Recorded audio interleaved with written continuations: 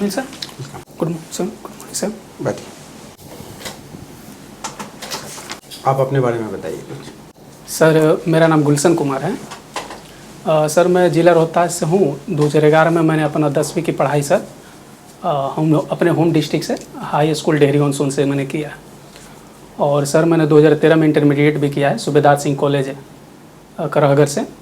इसमें मेरा physics chemistry और मैथ सब्जेक्ट के तौर पर रहा। और मैंने सर ग्रेजुएशन अपना 2016 में कंप्लीट किया। उसमें मेरा फिलॉसफी ऑनर्स रहा, वो SP जैन कॉलेज सासाराम से सर। और सर मैंने PG भी किया है। सर 2018 में मैंने PG कंप्लीट किया, उसमें मेरा फिलॉसफी सर ऑनर्स पेपर रहा सर। अच्छा, जो भी काम आप करते हैं उसमें फोकस के साथ करते हैं, कंसंट्रेशन के साथ करते हैं? जी सर। करते हैं ना? जी बिल्कुल।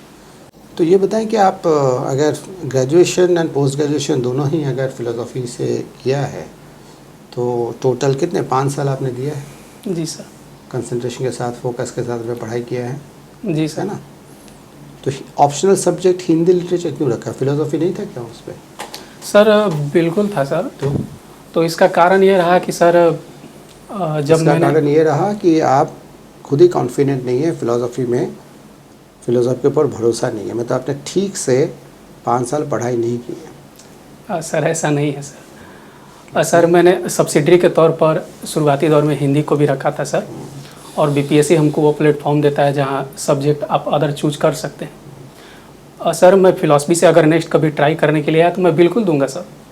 और हिंदी लिटरेचर सर मैंने सब्सिडरी के तौर पर रखा नहीं, था। मैं पढ़ने में इसलिए अच्छा। सिर्फ इसलिए नहीं कह रहा हूँ। अब अगर देखिए, आप अपना कर्व देखिए, मतलब जो आपका करियर जो है PCM, जी सर। फिर आगे आप फ़िलोसॉफ़ी, फिर वहाँ से भटक गए आप हिंदी, है ना? तो आप टिकते नहीं हैं किसी जगह पे। सर ऐसा नहीं है सर। अभी तक आपने यही सब किया और कुछ किया लाइफ में? कोई नौकरी वोकरी किया नहीं है ना? नहीं सर। एक ही चीज़ है जो आपका ट्रेंड प्रोजेक्ट करता है। आपका ट्रेंड ये कहता है कि आप किसी भी जगह पे टिकते नहीं हैं और सिंसियरली, सीरियसली काम को नहीं करते हैं। ठीक है, कि सिंसियरली, सीरियसली अगर कोई भी काम अगर करते तो आप हिंदी लिटरेचर तो नहीं लेते, या PCM के बाद ऑल सडन आपका मूड किया फ़िलोसॉफ़ी ले लेते हैं।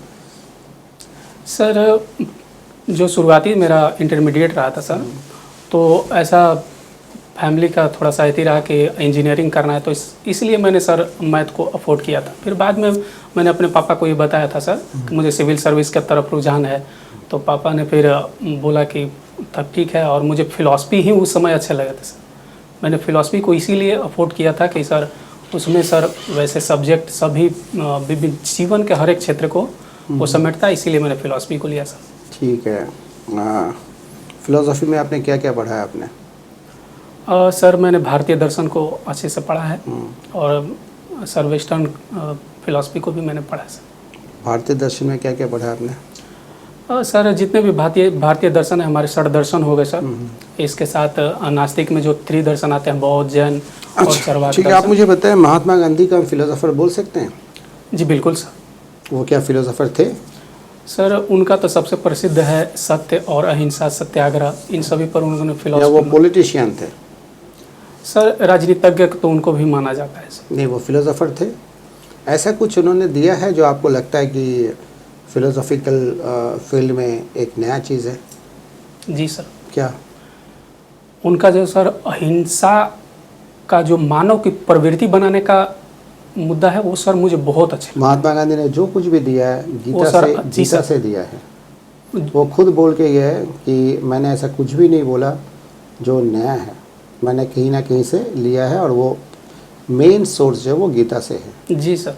ठीक है, तो ठीक है, गांधीयन फिलोसॉफी के बारे में बताइए। सर गांधी फिलॉसफी सर सत्य अहिंसा सत्याग्रह इन सभी पर बातें करते हैं। अच्छा ठीक है, आप नॉन वायलेंस का बात कर रहे हैं, है ना? जी सर। अहिंसा का बात कर रहे हैं। अहिंसा का महात्मा गांधी के परिप्रेक्ष्य में दूसरा अर्थ था सर, नॉन वायलेंस नहीं था। क्या है? अच्छा बताइए क्या है फिर। सर अहिंसा महात्मा गांधी ये बोलते थे कि अहिंसा वो नहीं है जो अपने विपक्षी पार्टी को उसके सामने जाकर के उसका प्रतिरोध करना। अहिंसा को उन्होंने कुछ इस तरीके से डिफाइंड किया सर कि मानव को उन्होंने उसका एक नेचर के तौर पर लिया। उन्होंने बोला कि हर व्यक्ति के अंदर एक चैतन्य होता है और उस चैतन्य को जागृत करके आत्मबल प्राप्त किया जा सकता है। और उसी आत्मबल के आधार पर एक नवीन हथियार हमारे सामने मौजूद होगा जिसे अहिंसा कहा जाता है। अच्छा, क्या महात्मा गांधी जी ने ये कभी बोला है कि हम अगर ज़रूरत पड़े तो हम लोग हिंसा का सहारा ले सकते हैं, वायलेंट हो सकते हैं? सर उन्होंने बोला नहीं, लेकिन उनके एक जैसे कि सर भारत छोड़ो आंदोलन के समय बोला नहीं, आपको पता है? सॉरी सर, मैं अभी इस पर क्लियरेंस नहीं हूँ। तो आप ज़रा देख लीजिएगा। ओके सर, ठीक है, धन्यवाद सर। ठीक है। आप फिलोसफी में ही आप बताइए कि हॉब्स का जो थियरी है, जहाँ पे वो बोलते हैं कि every person, every individual is a selfish person, क्या मतलब होता है इसका? हर काम हम लोग जो भी करते हैं वो किसी न किसी सेल्फिश रीज़न के वजह से करते हैं। सर मैं इसको लेकर के थोड़ा सा संशय में हूँ सर। शायद इसको कार्यकरण के सिद्धांत के तौर पर माफ़ी चाहेंगे हम सर। नहीं, आप ज़रा सोचिए ना। आप ठीक है, आप कॉमन सेंस लगाइए, आप यहाँ पे कॉमन सेंस यूज़ करिए आप।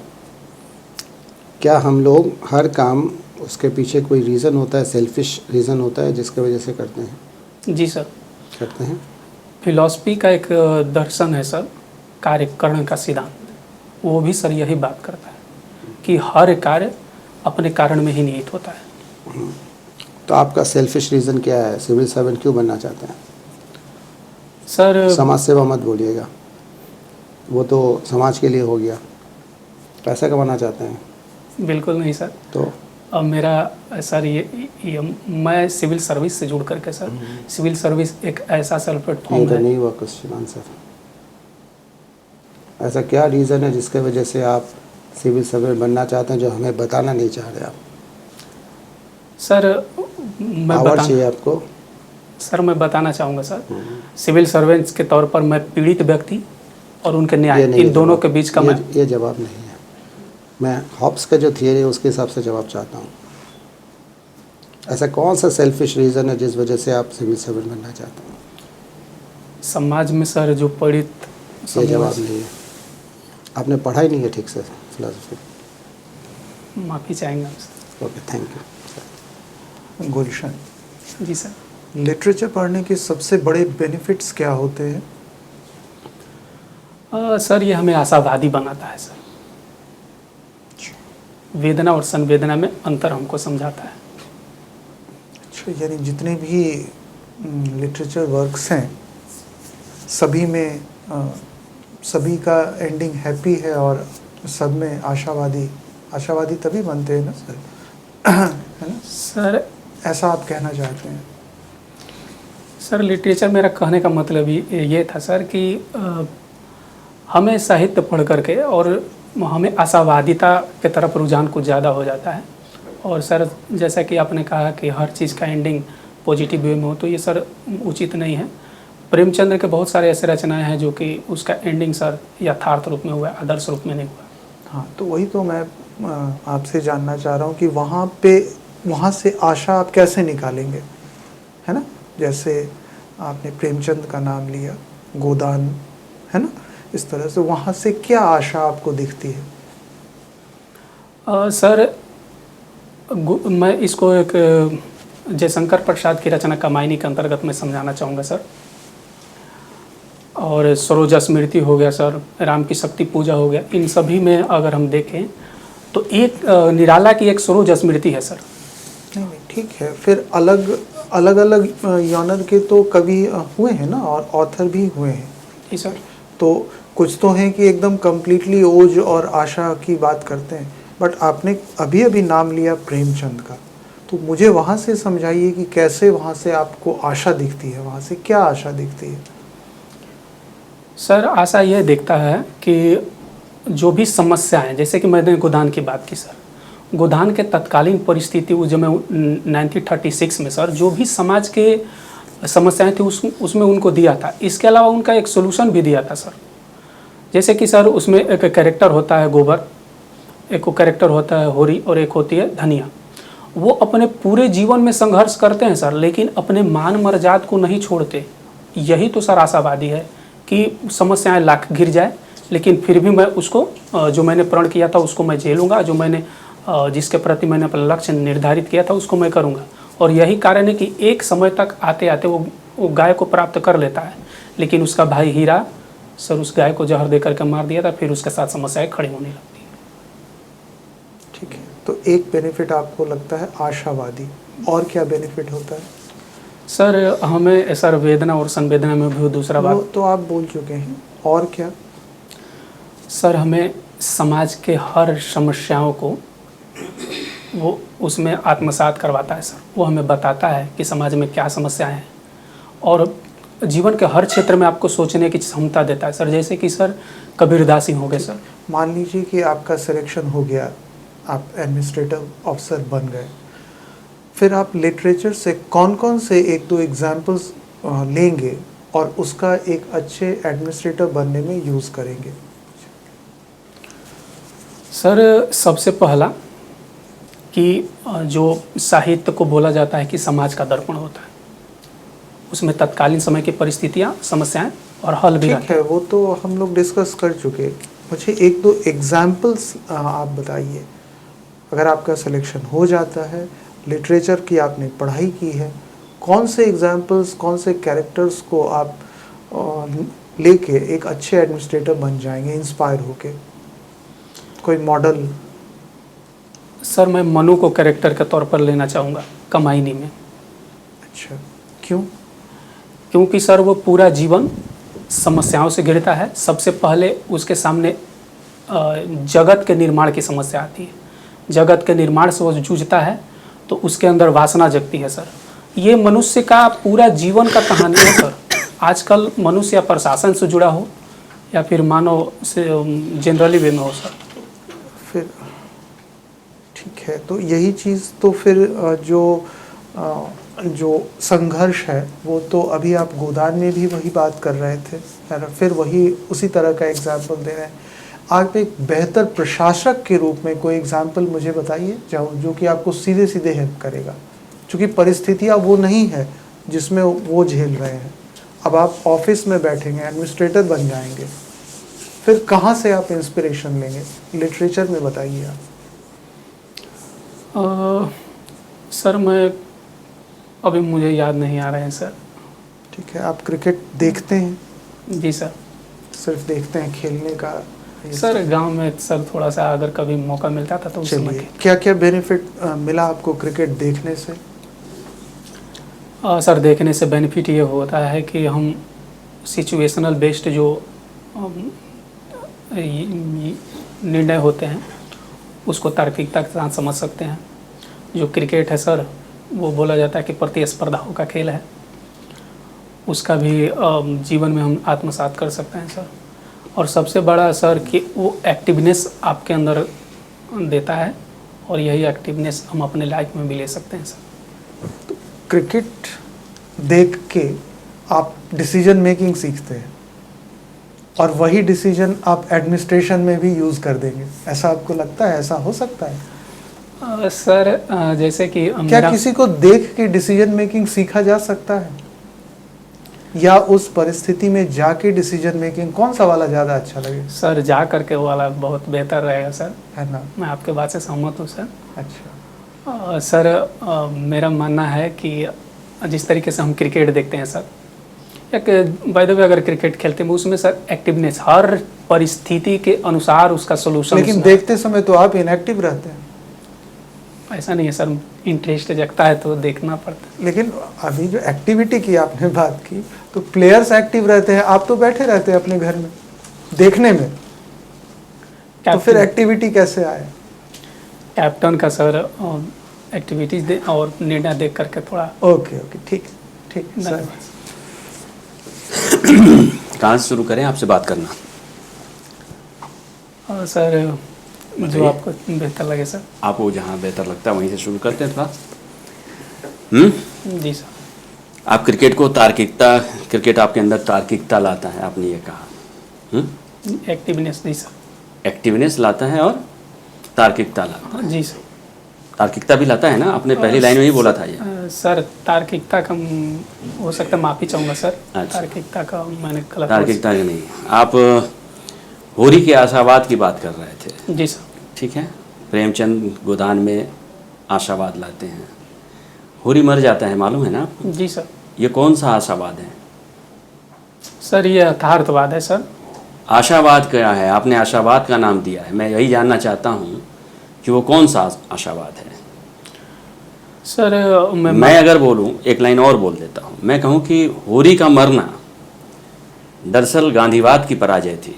आप मेरे मत को स्वीकार करेंगे? जी सर। जी सर। तो फिर आशावाद कहाँ रह गया?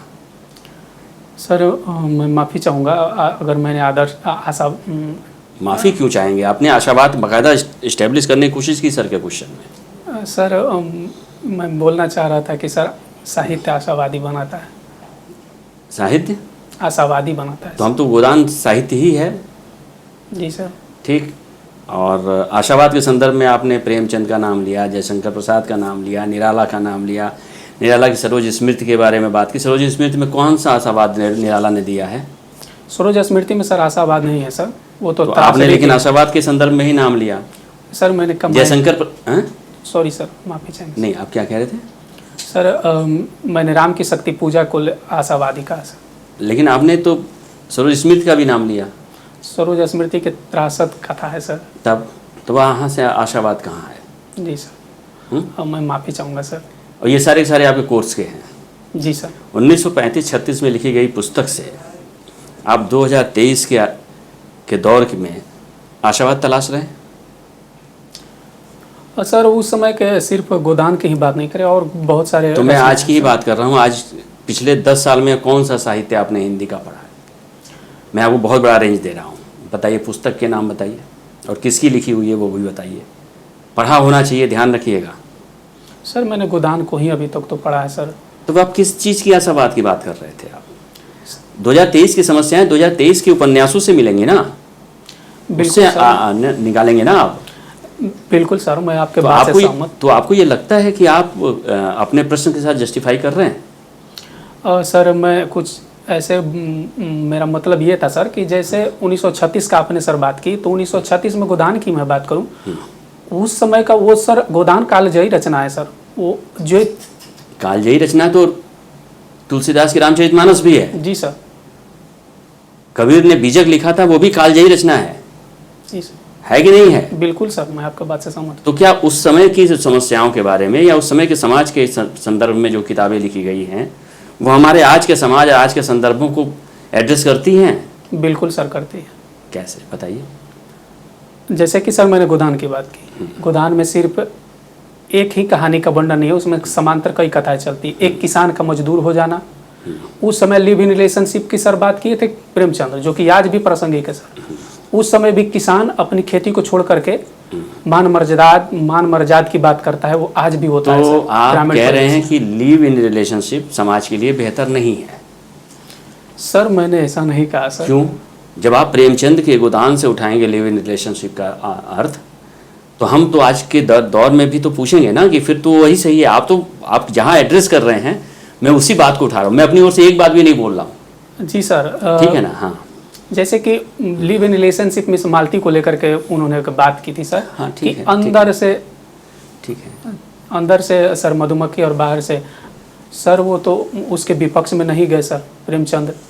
नहीं, हम आज कह सकते हैं किसी भी लेडी को जो लिव इन रिलेशनशिप में रह रही है, आप ये वाक्य बोल सकते हैं क्या किसी भी व्यक्तिगत संदर्भों में भी, अंदर से मधुमक्खी और बाहर से कुछ और?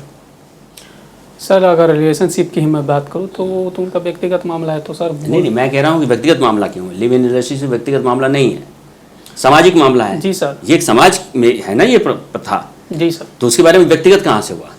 सर किसी पर्सन को आपने सर बात किया तब मैंने कहा। नहीं, आप उसे समझाइए मुझे आज के परिप्रेक्ष्य में। मैं आज के परिप्रेक्ष्य में चीज़ों को समझना चाहता हूँ, और मुझे उम्मीद थी कि आप आज के दौर के कुछ उपन्यास, कुछ साहित्य आपने पढ़ा होगा हिंदी में, लेकिन वो आपने नहीं पढ़ा है। चलिए छोड़िए उसे, आइए फिलॉसफी में भी थोड़ा सा घूम आते हैं। जी सर। फिलॉसफी में सॉफिस्ट को पढ़ा है आपने? जी सर। क्या है उनका कॉन्सेप्ट? उनका सर जनरल कंसेप्ट तो उन्होंने कोई खास दिया नहीं था, लेकिन उनके जो शिष्य थे उन्होंने उनका क्या है? जैसे उनका एक है सर कि उन्होंने सुकरात के बहुत सारे सॉरी सर मैं अभी उसको भूल रहा हूँ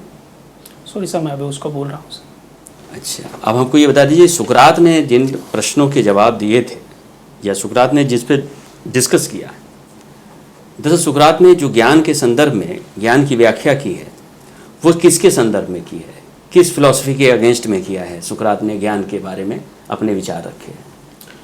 सर जिस काल के सर सुकरात थे उस काल में वहाँ वेस्टर्न कल्चर में सर बहुत ज़्यादा सर जो धार्मिक प्रथाएं थे वो हावी मैं थे। प्रश्न पूछ रहा हूँ, किन दार्शनिकों के, कुछ दार्शनिकों ने ज्ञान की एक अपनी अवधारणा रखी, उस अवधारणा के खिलाफ ज्ञान के बारे में, नॉलेज के बारे में सुकरात ने अपनी बात रखी। वो कौन से दार्शनिक थे जिनकी धारणा के खिलाफ सुकरात गए और उन्होंने अपनी बात रखी थी? मैं माफ़ी चाहूँगा सर, अभी मुझे याद नहीं मालूम है आपको, सॉफिस्ट नहीं जान रहे हैं। सर, सॉफिस्ट मैं का अभी जो ज्ञान भूल का रहा पूरा हूँ। परिप्रेक्ष्य है उस पे ज्ञान सुकरात क्या कह रहे हैं ये नहीं मालूम है आपको। सर मैंने पढ़ा है सर, अभी मैं उसको भूल रहा हूँ सर। सुकरात और प्लेटो के का जो थ्योरी ऑफ नॉलेज है उसमें क्या डिफरेंस है? आइडियलिज्म प्रत्ययवाद को लेकर के है सर। क्या जैसे मुझे एक लाइन में बताइए, मैं एक या दो लाइन में जानना चाहता हूँ बस। सुकरात ज्ञान के बारे में क्या कहते हैं और ये क्या कहते हैं? सर ज्ञान को वो जो अरस्तु होते हैं सर, प्लेटो और सॉरी सर सुकरात की बात प्लेटो करें। होते हैं, वो ज्ञान को प्रत्यय के सिद्धांत के तौर पर मानते हैं।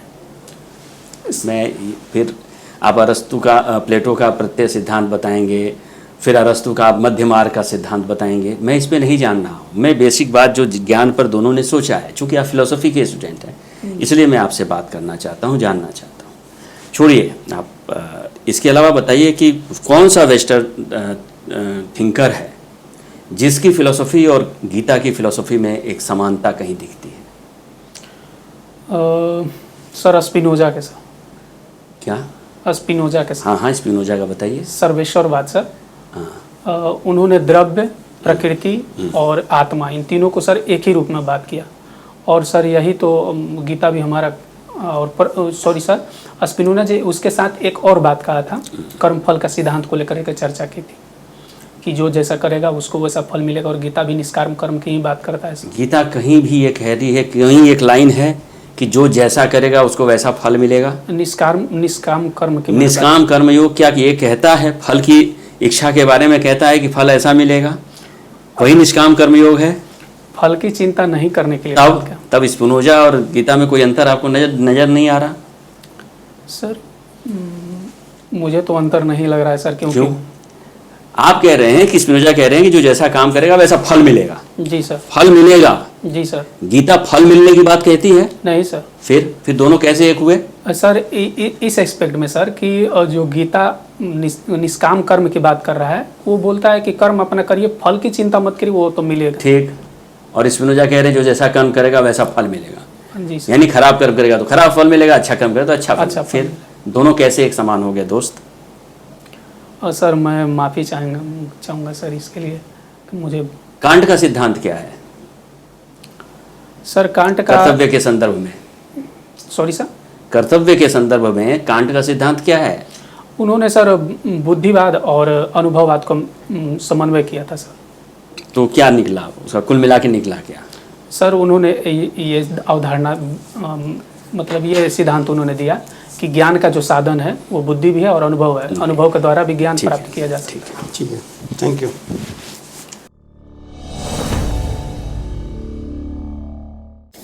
कैसा रहा गुलशन? सर मेरा फिलॉसफी, रिलैक्स्ड। थोड़ा सर फिलॉसफी हमको पढ़ना पड़ेगा सर।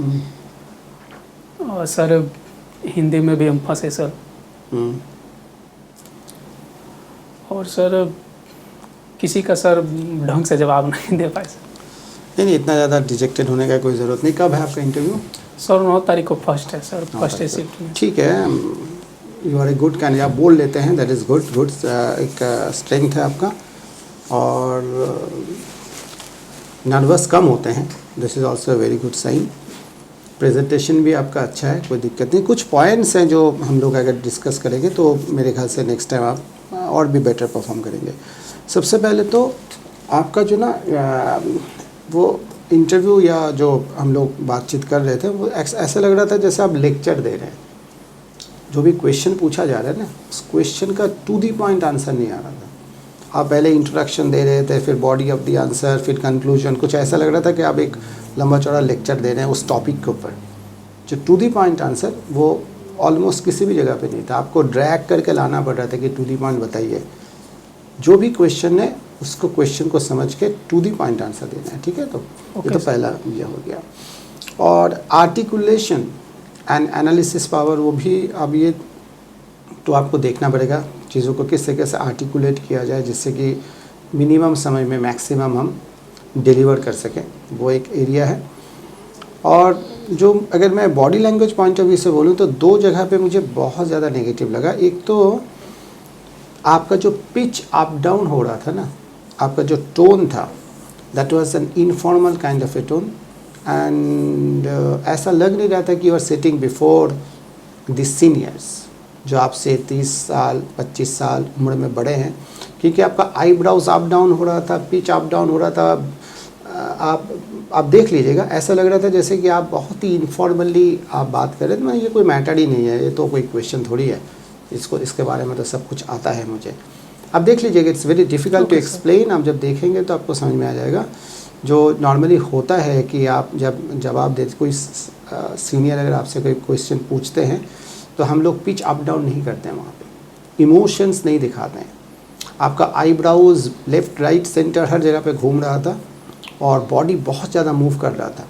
ऐसा लग रहा था कि इनफॉर्मल एक गैदरिंग में आप बैठे हैं, ठीक है ना। ये एक बहुत वाइटल पॉइंट है, ये आपको देखना पड़ेगा। सर उस समय थोड़ा पैर ऐसे ऐसे कर रहा था तो सर हम दबा रहे थे, जो बार-बार वो बात नहीं ऐसे है, कर रहा था। पैर का बात नहीं है। आपका जो पिच जो है आप वो देखिएगा, ये सब पॉइंट्स हैं। और सेकेंडली फ़िलोज़ॉफ़ी तो देखिए, फ़िलोज़ॉफ़ी में बहुत कुछ है जो अभी तो इतना टाइम नहीं है, लेकिन कुछ ऐसे चीज़ें हैं ना जहाँ पे आपको बोलना पड़ेगा। जैसे आपने एरिस्टोटल, सोक्रेट्स, प्लेटो, या मान लीजिए लास्ट में जो क्वेश्चन था इमानुएल कांट का, तो कांट जैसे आप कुछ थियरी बता रहे थे वहाँ पे कि दोनों का मिक्सचर है। जो कैटेगरिकल इम्पेरेटिव है, duty for the sake of duty, duty को ड्यूटी के पर्सपेक्टिव से करना। अगर कोई भी उसके पीछे रीज़न है कि अदर देन ड्यूटी, तो वो कैटेगरिकल इम्पेरेटिव नहीं है इमानुएल कांट का, ठीक है। जैसे अगर मैं आपको दे देता हूँ, एक एग्जांपल के थ्रू समझाता हूँ। रास्ते में मान लो कोई एक्सीडेंट हो गया, आप यहाँ आ रहे, अब उस पर्सन को आप हॉस्पिटल में ले जाएंगे या नहीं ले जाएंगे। अगर ये डिसीजन अगर इसलिए लेते हैं कि कल अगर मेरे साथ हुआ तो कोई और लेके जाएगा, तो ये ड्यूटी नहीं है, कैटेगरिकल इम्पेरेटिव में नहीं आएगा। अगर ये हुआ कि मेरा भाई भी इस एज का है, वो मेरे भाई के साथ भी हो सकता है, तो मैं कैसे वो चीज़ देख सकता हूँ, तो वो ड्यूटी नहीं है। अगर आप ये सोचते कि मैं ये काम करने से पुण्य मिलेगा, फिर अगले जन्म में मैं स्वर्ग में जाऊँगा, तो भी नहीं है। ये कुछ भी नहीं है, मतलब उसके साथ कोई लेना देना नहीं है। फिर भी उस काम को आप करना चाहते हैं, आपको करना चाहिए, इसको बोलते हैं कैटेगरिकल इम्पेरेटिव। तो हर जगह पे क्या था ना, आपके पास बहुत फेक नॉलेज था और उसके ऊपर बेस करके आप कुछ भी बोले जा रहे थे। तो you have to be very very specific.